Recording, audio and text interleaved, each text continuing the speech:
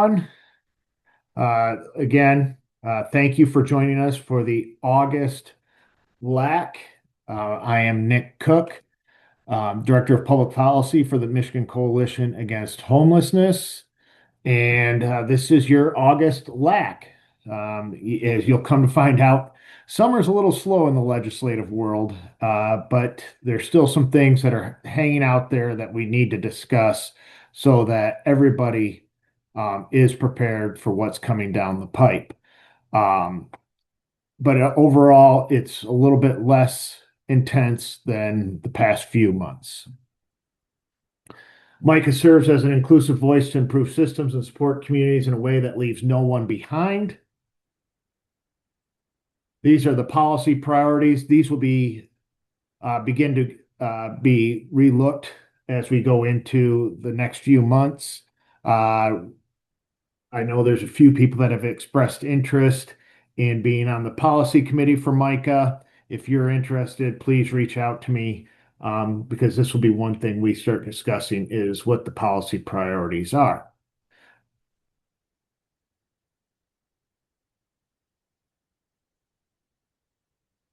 All right. Your agenda for this month, you got our welcome, federal and state updates, the Micah updates, and then where you come in. And this last one, where you come in, is going to start being very important as we go forward over the next few months because there's just going to be a lot coming out. There's going to be a lot of action needed. So just get ready because all your voices can make a difference. Federal updates, current state of Congress. We know the FY26 THUD appropriation. You were supposed to have renewals. The money was supposed to start flowing to you all. A lot of you have received your notifications, but there's no funding attached to it. Um, again, continue to reach out to us, reach out to your member of Congress. If you were supposed to receive funding from the FY26 THUD bill that was on those renewals, please reach out.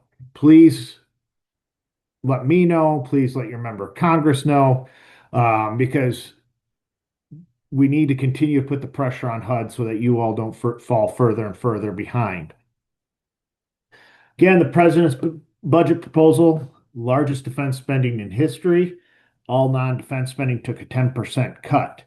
What's so interesting about this is if you've been following what's been going on in Congress, there's also been a move to do another reconciliation. There's also been a move to increase emergency spending for the Department of Defense.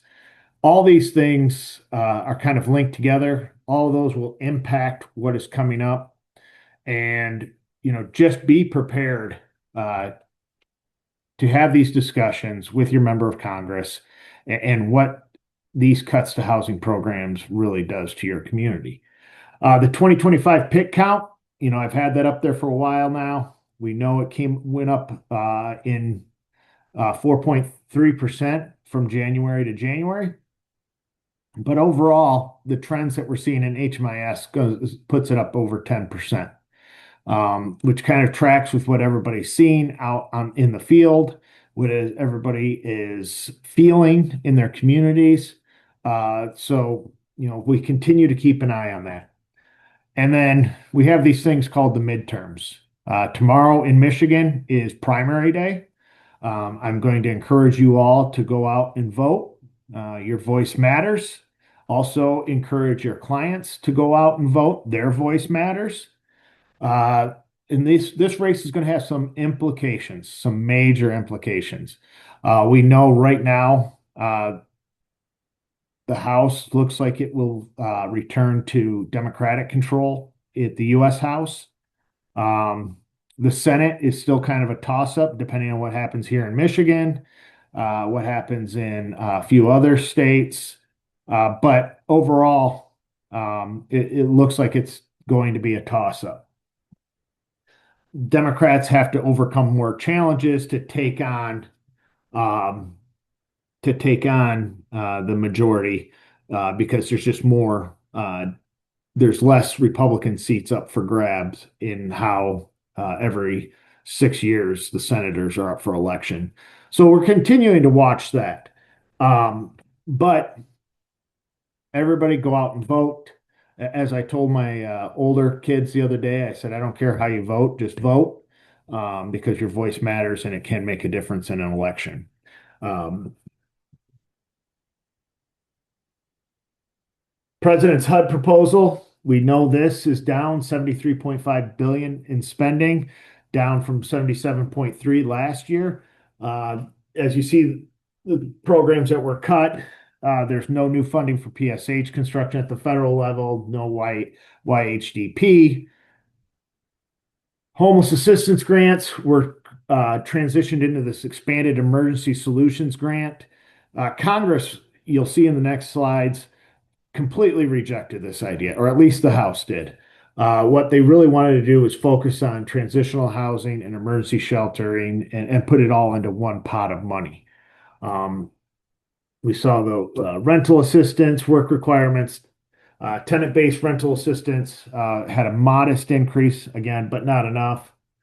Uh, the Section 202 and 811 with the senior citizens and disability being cut, PHAs not being allowed to issue any new vouchers or to otherwise new families. Again, all these things are just putting more and more pressure on the system. Um, and then this 30 million for program integrity initiative, which we've talked about time and time again. And the bottom line is the bottom line on that one, which is the entities that use funding to proselytize woke agendas. Doesn't define it, just says proselytize woke agendas. That could be everything from DEI to housing first to harm reduction to you name it. You name it, the administration could use that as a reason to come after the COC, your PHA, your um, financing agency, all kinds of different things, depending on if this was passed. Luckily, the House completely rejected this proposal. They did have a decrease to 71.38 billion. But it's a $30 million increase to 202. 811 had an increase of 8 million. CDBG, Indian Housing Block Grant, all those things were funded in this House proposal. It was it perfect? No, but it was a step in the right direction. We always know that uh, when the president's proposal comes out and the House and the Senate do their proposal, House tends to be in the HUD category a little bit lower. Senate comes in a little bit higher, and then there's usually something in the middle. Um, but what we do know is with this homeless assistance grants, we need about $5.1 million in that to round out ESG, the emergency shelter grant, and to make sure the homeless assistance grant has enough funding. For those of you that went to NAEH's Capitol Hill Day, that was the pot of money we were talking about. That's the homeless assistance grants for about 4.8, 4.6 million, and then 500 million for the emergency solutions grant. This is all great stuff. We really want to make those robust. But what was really great is the rejection of putting this into just transitional sheltering and emergency shelters. That shows us that Congress really does not believe this vision that the Secretary of HUD is putting forth. Tenant-based rental assistance, again, just under $500 million increase. Again, not enough funds to cover all the renewals. 30-day eviction notice. I know that is a big thing that was put in place during COVID. Rescinding that removes it from the rulemaking process.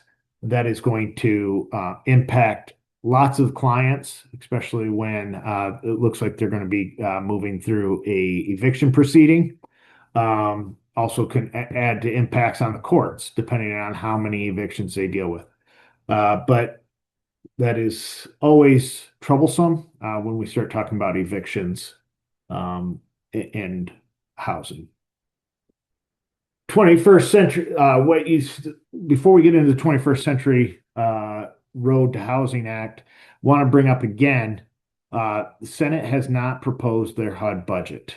The Senate is still in negotiations. There's a lot going on in the Senate. You see the president's push for the SAVE Act. You see nominations for, the AG, the National Security Advisor. All these positions have been up. They've caused a lot of consternation in the Senate. Um, and that is, really the problem. Um, Again, another reconciliation bill was pushed forward. Uh, the Senate says they don't want to do it. There's also problems with Iran war. So we really don't know when we will see something out. The House has pushed out a continuing resolution to carry funding in through December, but we'll see how that plays out. We got an election coming up, and elections have consequences. So, we will see what happens over the next few months. So the good news is the 21st Century Road to Housing Act went into a law. If you all remember, the president refused to sign um, the Road to Housing Act, but it became law 10 days after it was transmitted to the White House.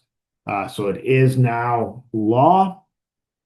It streamlines federal environmental and regulatory reviews to accelerate housing construction, incentivizes state and local zoning reforms, rewards communities that increase housing production, expands housing and community development programs, especially disasters for the CDBG. Really great things. Updated laws and requirements for manufactured and modular housing, increase financing flexibility, and restrict the purchases of single family homes by large institutional investors. That last one, as we continue to look at it and kind of try to understand the whole situation, more will follow on that and how it's going to be implemented and how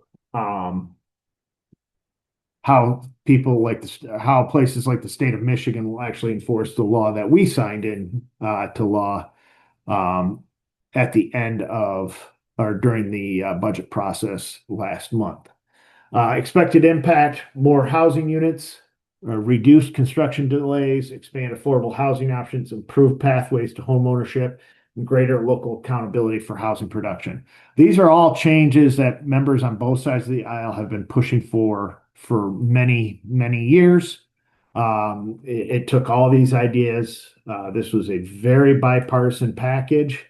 It's got wide support. That's why when the president threatened to veto it or not sign it, there was a lot of pushback from both sides of the aisle on this. This is something that typically Congress does not always get to, a big bipartisan package like this. But it didn't really do much to address homelessness. Most of the things in there dealt with housing stock and financing, which is great, but homelessness is still being caused by this affordable housing crisis that we have not been able to get ahead of yet.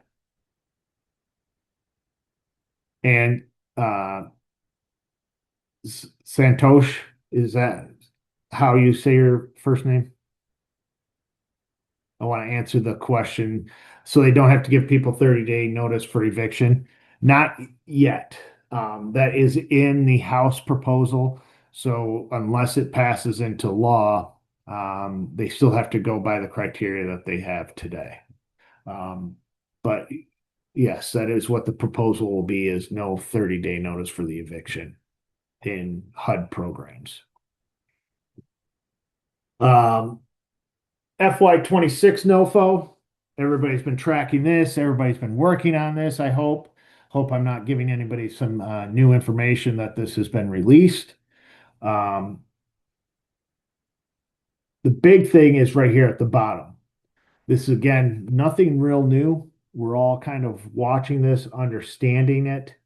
Um, Lawsuit was filed by on July 3rd by Democracy Forward, an ACLU of Rhode Island representing NAEH, NLIHC, and other nonprofits.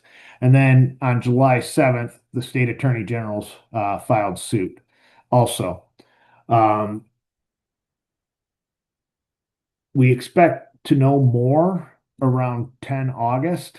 This is going to, there's going to be a hearing coming up, and there's quite a few things that can be happen at this hearing. And I'm going to take some liberty as being the person that's running the meeting and ask my colleague, Sarah Rennie, to kind of go over some of these options that will be able to be used. Sarah, are you on the call? Doesn't look like she is right now. Okay.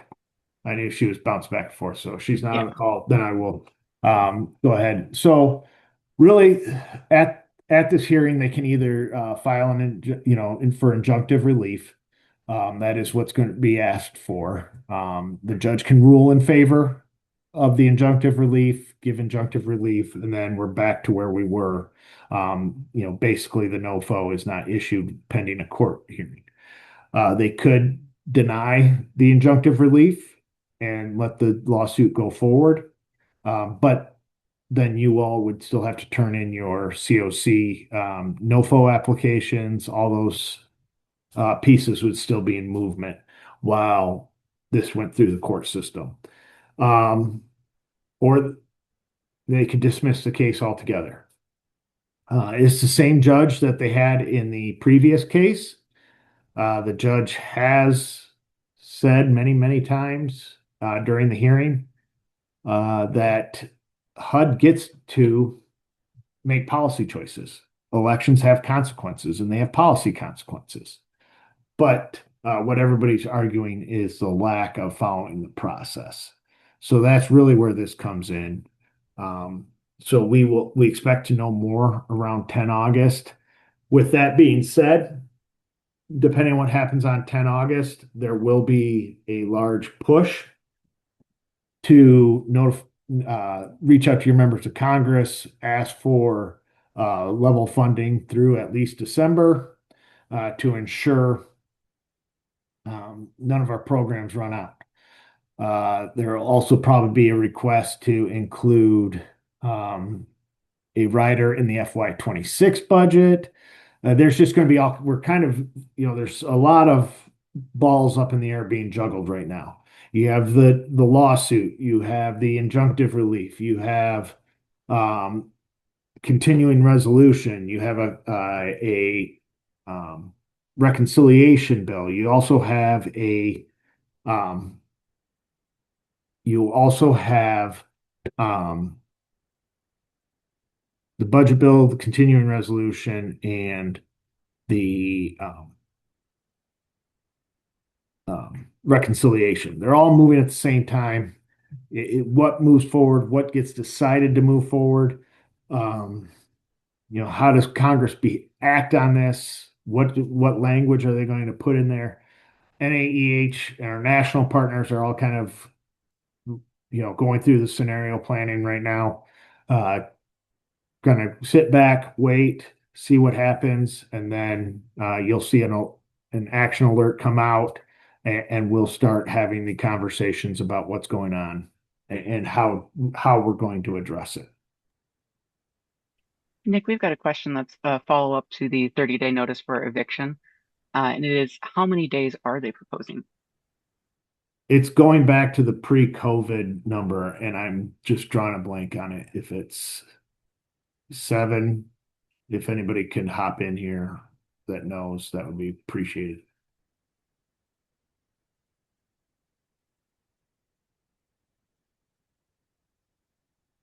All right. Yeah, I'll get you an answer, but I can't remember it off the top of my head. Um, but it is going back to the Nick, pre. Yep. Didn't it go back to the based on the state's decisions, the individual Yes. states Thank you, number? Susan. Yeah, thank you, Susan. You're right. Based back on the And states. I think Michigan it's seven, Yeah. maybe. Yeah, that's okay. Yeah, now it's all ringing back to me. Yeah. Thank you, Susan. That was very helpful. All right, out of reach report. Woo! This is great news. Michigan ranked 33rd overall in affordability. No change from the previous year. Even though our minimum wage went up, things didn't get more affordable. It takes $25.53 per hour in a full-time job to afford a two-bedroom fair market rate, uh, or 1.9 full-time jobs needed at minimum wage, or 74 hours per week to afford that two-bedroom rental. Um, really what came out of here is Michigan's not getting more affordable. Our minimum wage went up. So instead of two full-time jobs, you only need 1.9. That was really the big difference. But if you look at here, 28% or just around 300,000 Michiganders are at 30% of the AMI. 45% or about 480,000 are at 50% AMI or below. You put that together, about 72% of all, 73% of all renters fall below 50% AMI. That is quite a few. You look at how many households rent in Michigan. 27% of our state are renters. It makes it tough. Makes it makes it real tough. You look at cities like Detroit, where they're pushing 60% are rentals. Um, there's not a great path forward. But there are some movements to increase housing stock. The state passed its LIHTC bill during with the budget that will help increase affordable housing and do those capital stacks. But that is a um, something to continue to press on is how can we get more affordable housing? And when we say affordable housing, we mean truly affordable housing, 50% or below for AMI, which is, really needed, as you can see from the out of reach report. Toolkits, you got the National Alliance to End Homelessness, MICA toolkit, uh, MICA legislative tracker, and NLIHC budget resources. If you haven't gone out and bookmarked those, go bookmark them. They're a great opportunity to just kind of see what's out there. Also, a great place to get information as things move forward.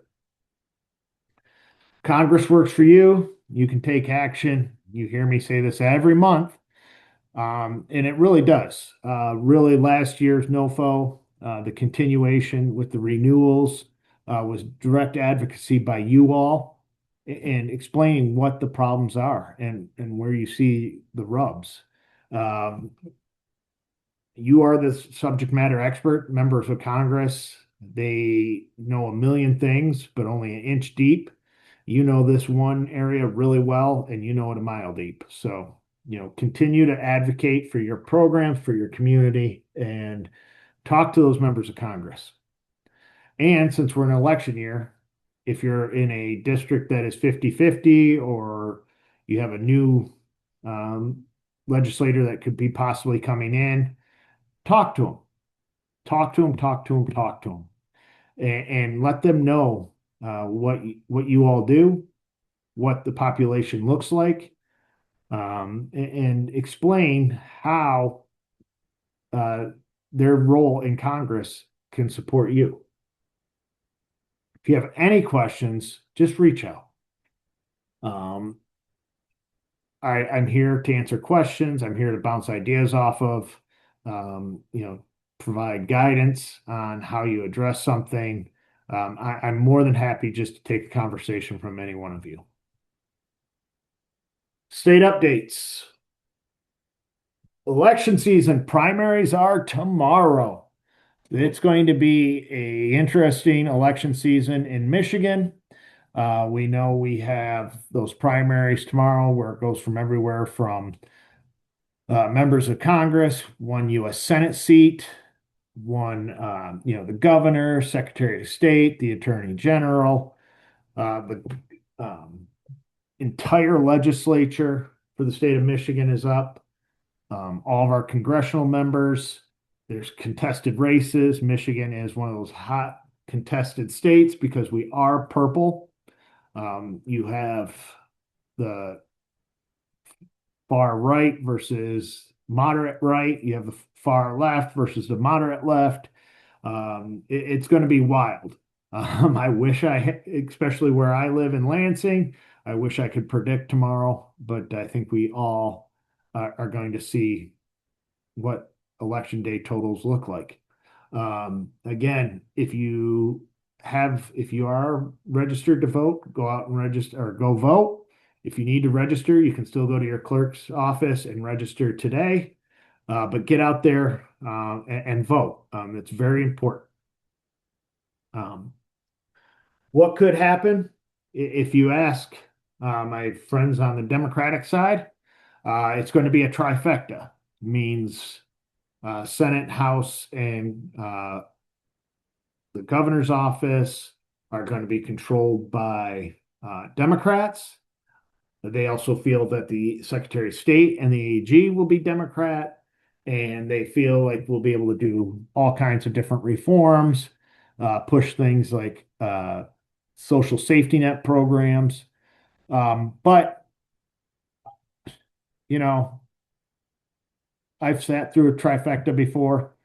It doesn't mean you get to sit back and just kind of relax. You got to get out there and advocate, talk about what's happening, and make sure you really explain how the programs are impacted by the changes at the national level at on the social safety net.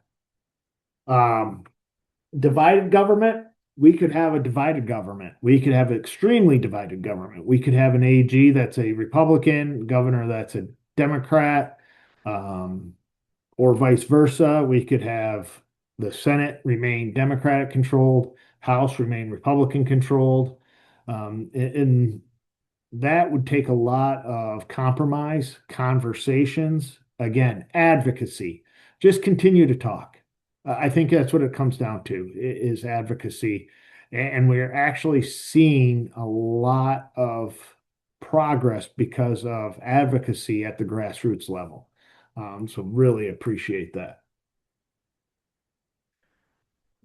You saw this last month. Overall, TANF was significantly reduced. I've done some digging into this. I have follow-up meetings coming, but when the TANF was reduced significantly, both in the homeless programs and homeless runaway youth lines, that was leadership decisions. Those were decisions made by the Speaker, the Senate Majority Leader, and the State Budget Office. That's not really our subcommittee chairs, because having conversations with both chambers on both sides of the aisle, they understood the need. They appreciate the advocacy, but it was out of their hands. So more to follow on that, but that's probably going to be a place where, especially when we come into the fall and even into the new legislature, pushing to ensure that we have enough funding in those lines so we don't lose services. The Leo budget, $4 million for the continuum of care. We talked about this last month, plus $20 million being moved from the Make It in Michigan Fund. Well, that transmittal letter was sent to both the House and Senate Appropriations Committees on July 22nd. And if neither chambers act on it, then it automatically gets transferred 30 days after the letter was transmitted. So about the 21st of August, those funds will become available in the Leo budget under the Continuum of Care line, which is section 1003. So if you're curious about that, go take a look at the language and boilerplate. If you want to ask me what does boilerplate mean or have conversations about that, I'm more than happy to discuss that. But $24 million is, right now, looks like it's going to help get us through a little bit, be that cushion that we need to get through the lawsuit, the litigation. But, um, every investment helps. Now, remember, this is one-time funding. We're going to go back after it again next year and continue to talk about funding being important that the state invests in it, not that it's just a investment by the federal government. I read an article that Utah puts $43 million as a state into their continuum of care program. Michigan, this is really the first time we've invested in the continuum of care at the state level. Cecilia, that's a great question. That'll be MISHDA. That funding will reside in MISHDA. MISHDA will come up with an application process. We're going to talk to MISHDA about that, see what their thoughts are. We're also going to talk to some of our colleagues in the legislature, just so that we are ensuring that where the funding is needed, it gets there to, try to make at least a dent in the homelessness for this upcoming fiscal year. And then we'll go back after it next fiscal year. Criminalization efforts. We're seeing it everywhere. And we've talked about it. The latest, I know there's talks in Ypsilanti and Ann Arbor, but the latest and greatest push on criminalizing homelessness came out of Jackson. City of Jackson posted a emergency ordinance for passage on 21 July. They posted it the Thursday before, so there wasn't a lot of notification. Encampment, what they were focused on was an encampment downtown by their library that had 3 to 5 individuals sleeping on the property. They had tents, they had their personal property. They were blocking sidewalks, supposedly. I said supposedly. They were harassing people that were going in and out of the library, people walking downtown. What this ordinance did was it banned personal property over 32 gallons. So if you had more than 32 gallons worth so think of a large plastic tote. If you had more than what could fit in that tote, the city of Jackson was going to confiscate it and store it for you for up to 30 days. The problem with that, with the 32 gallons and with the emergency order, is even if you thought this policy was the greatest thing since sliced bread, the practical execution of the ordinance was tough. You could have heard it in, some of the questions I asked right away was, okay, what happens if somebody is actively trying to get housing and is actively doing what they need to do and they go past 30 days? Are they losing their stuff? Well, we'll have to make exceptions. Somebody asked, what about bikes? What about, pets? What about all these questions were raised during the city council meeting that just weren't thought through, that it was part of a rushed process. And, it really, really became evident that all these scenarios hadn't been thought through or discussed thoroughly. They also banned all tents from public property. And it didn't stop anybody from sleeping outdoors, sleeping on park benches, sleeping on picnic tables, sleeping under trees. It just didn't give them any shelter. That was the purported purpose of it. Um, I even had a discussion with the city attorney and the city mayor saying your ordinance says unless an individual is authorized to permit, no person shall erect a tent on public property in the city of Jackson. And so being flippant, said, well, what happens if I go to my kid's softball game and I put up a sun tent? Well, that's a city event, so that shouldn't count. And I said, well, that's not what the ordinance says. The ordinance says no person unless a permit is authorized. So they really kind of just rushed this through. And I really believe that they needed 6 of the 7 votes to take it into effect due to advocacy through both the Community Action Agency down in Jackson, Toby Berry and her team, and the likes of Khadijah Erickson with the Tenant Resource Center of Mid-Michigan, myself, and other public comment. They did not have the 6 votes. We know they won't get one of the votes.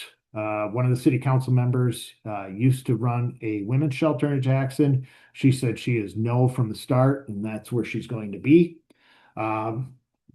So, with the questions raised during the committee and by the people that advocated, council rescinded the emergency and placed it on first reading. Then it will be taken up on second reading on August 18th. So the fight continues, the conversations continue. Myself, the Tenant Resource Center of Michigan, ACLU of Michigan, National Homelessness Law Center are meeting this afternoon to discuss what this ordinance means legally, where we think there's some trouble that they will run into both against state constitution and against due process at the federal level. How they propose this ordinance, there's been crime issues downtown, and they're blaming them on the unhoused individuals. Everything from harassment of locals to swearing in front of locals to stealing cars, breaking into cars. All that is being blamed on this one encampment or the homeless people downtown Jackson. My question would be to them would be, how do you know, especially the car break-ins and the car theft, how do you know that was an unhoused individual? To me, that sounds like a crime committed by just somebody that wants to commit a crime. I also asked the city attorney, don't you have laws on the book or ordinances on the book about blocking public right-of-ways? He said, yes. Don't you have a aggressive panhandling ordinance on the book? Yes. So the police aren't enforcing the laws that are already on the books there, and the city's not enforcing those. So why do we need to create an emergency order to deal with this situation? However, all politics are local. Mayoral race is one of the driving campaigns. All 4 mayoral candidates spoke at the city council meeting, some for, some against. It was either themselves or a proxy, but all 4 mayoral candidates actually sent somebody to spoke on their behalf at city council. So we'll see how that is going to play out. Khadijah just put in here the encampment has now been removed from the library. She is correct. So trying to figure out why this is needed, what their thoughts are, and go from there. The mayor was adamant that it passed last session under emergency, but city council still had enough people that had apprehension to keep it from being an emergency order. And this is directly from the city of Jackson's press release and website on the ordinance. The proposed amendment is intended to address how unattended or excessive personal property is stored in public spaces. It is not intended to criminalize homelessness or prohibit people from sleeping, sitting, or resting in public places. But as you all heard as we talked through it, it controls the behavior of unhoused individuals and how they interact with the public and how they store their goods. So yes, it would be unfairly targeting the unhoused. Hey Nick, just an update. Khadijah's dropped a link in the chat about how the encampment has been removed from the library in Jackson. Yeah. Thank you. Where you come in, just continue to advocate. If you hear of a criminalization of homelessness, that includes loitering bans, sleeping in public, um, uh, what's the word I'm looking for? Panhandling ordinances, personal property ordinances. If you hear of those, let me know. We will be happy to try to push back against these ordinances, or at least educate your city council or county commissioners on homelessness. Because even as I engaged the city council, I felt there was some people didn't understand. Um, I asked three of the four city council members that I talked to, I asked them if they had actually spoken to anybody at the encampment. The three that I asked that question to all said they walked by it, but they've never engaged anybody from the encampment. It's Another city council member thought that the ordinance was only dealing with the encampment. He thought it was a special emergency order just for the encampment. He didn't realize it was going to take over for the whole city. So there's just a um, lot of misinformation. I felt like it was a lot of NIMBYism, not in my backyard. In fact, somebody got up there and said, if you guys care that much about homeless individuals, why don't you open your house to them? Um, it was really a divided community meeting, but I think there was a lot of misinformation out there. Where you come in, again, share your community happenings, issues, successes. Does anybody have anything they want to share?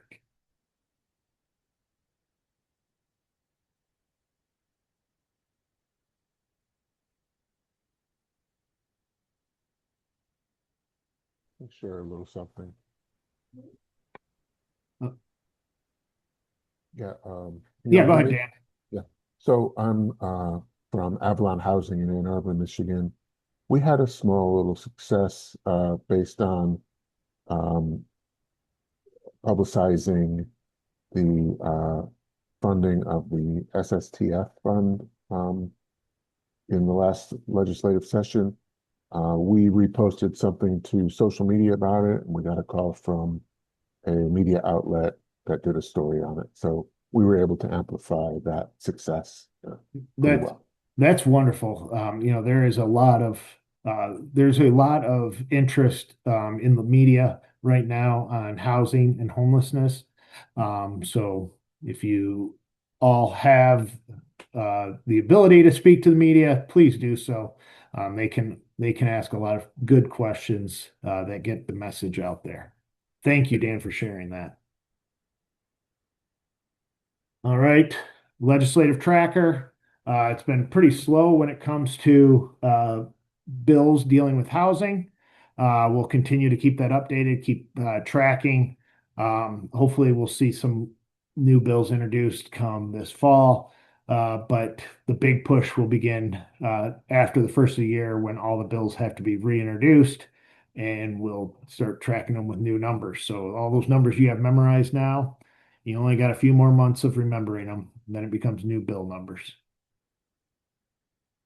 Advocacy is crucial. Raise your voice. Again, the $24 million that we got in the state budget for continuums of care were directly because of our advocacy day at the Capitol. And I talked to hardly any legislators that day. It was all because of you sharing your stories, having that committee hearing, talking about what's going on. The continuation funding for the FY25 done by Congress, FY25 NOFO done by Congress with the rolling renewals. Uh, Again, all your advocacy, explaining what works, what doesn't work, and going from there. So definitely appreciate all of you and all the work you put in. Micah updates. Kelly, you want to do this? Yeah, absolutely. All right. So we have some trainings that we are very excited about coming up this month. So we have a panel on youth homelessness. And this is provided by you two, our subject matter experts here. We have a presentation on street outreach that will be presented by Khadijah Erickson, who's in this call with us. And then we have one on trauma-informed care, is specifically on pain management and substance use disorder. So you can follow the link that I'll drop here in just a second and check out any of these trainings as you would like. All right. Unhoused. Yeah. Yeah, unhoused and unfiltered. If you haven't listened to the Micah podcast, I recommend you go to your favorite place that you listen to podcasts. You know, I'm going to say iTunes. That shows my age. It's not always the best thing to say, but you know, go listen to it. We talk to some great people throughout the state that have worked with homelessness, those that advocate for the unhoused.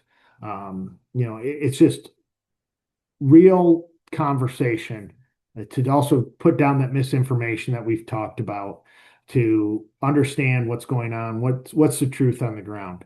You know, go like, subscribe, you know, sign up. You don't have to listen to all of them. You can listen to some of them. I'd recommend listening to all of them. I like hearing myself talk. But it is it's a lot of fun to put together.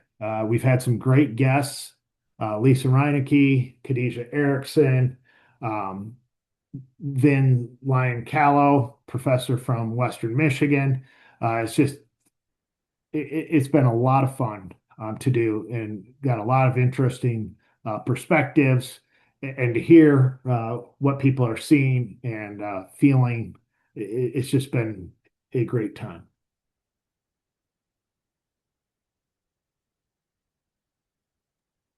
All right. We have our Breakfast of Champions coming up. It is on the 20th of this month, and we'll be in Ann Arbor at Weber's. We received a lot of feedback, a lot of great nominations.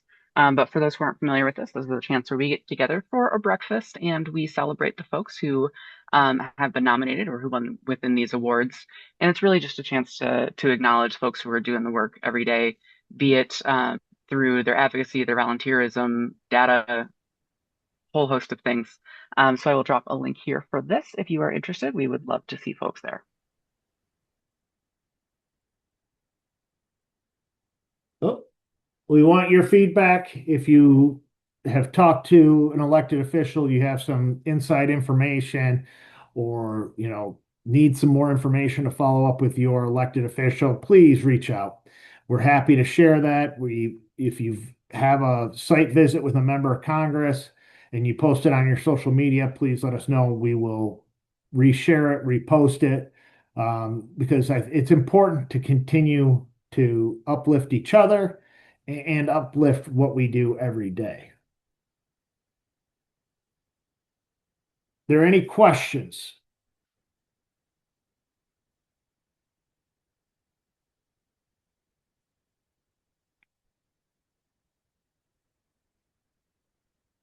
All right. You don't have to be shy. But no, I really appreciate everybody's time.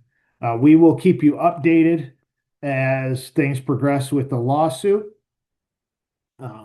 If we hear something, we'll get my colleague Sarah Rennie will get something out quickly. We also have Bridges to Belonging. Make sure you join that. Uh, the Coalition to Expand Housing Affordability. We have that meeting. There's also COC meetings. Or if you just want to talk and find out what's going on, give us a call, reach out. We're happy to be here and to answer your questions. With that said, remember, like and subscribe to our Micah podcast, Unhoused and Unfiltered. If you're not a member of Micah, go to myhomeless.org.